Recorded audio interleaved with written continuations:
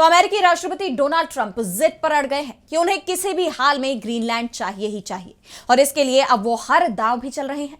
पहले ग्रीनलैंड को समर्थन देने वाले यूरोपीय देशों पर टैरिफ की घोषणा कर दी और अब अपने सोशल मीडिया पर कभी ग्रीनलैंड को अमेरिका की टेरिटरी बताने वाला पोस्टर शेयर करते हैं तो कभी अमेरिका का नया नक्शा शेयर करते हैं जिसमें ग्रीनलैंड ही नहीं बल्कि वेनेजुएला और कनाडा को भी अमेरिका का हिस्सा बता दिया गया है।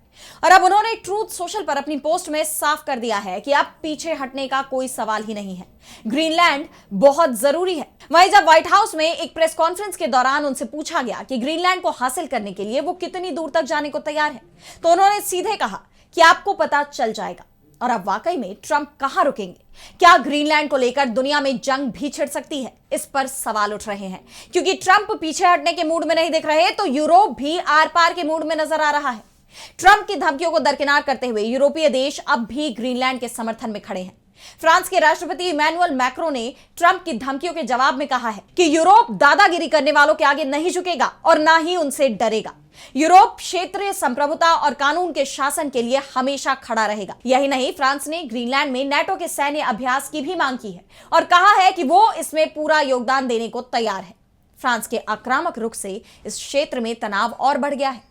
वहीं यूरोपीय संघ परिषद के अध्यक्ष एंटोनियो कोस्टा ने भी साफ कर दिया है कि हम किसी भी प्रकार के दबाव के खिलाफ अपने सदस्य देशों, अपने नागरिकों और अपनी कंपनियों की रक्षा करने के लिए तैयार हैं।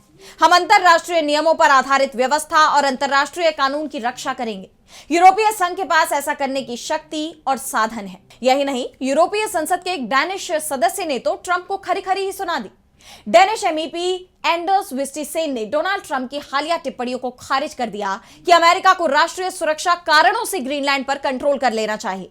उन्होंने तीखे स्वर में कहा है कि मैं इसे उन शब्दों में कहता हूं जो शायद आप समझे, मिस्टर प्रेसिडेंट भाड़ में जाओ। ग्रीनलैंड को लेकर ट्रंप की लगातार धमकियों के चलते स्टॉक मार्केट को भी शॉक लगा है। दुनिया भर के निवेशक डर में जी रहे हैं जिसके चलते शेयर बाजार और अमेरिकी डॉलर में भारी गिरावट आई है। वॉल स्ट्रीट का बेंचमार्क S&P 500 लगभग 2.1% गिर गया जबकि नैस्डैक कंपोजिट में लगभग 2.4% की गिरावट आई है।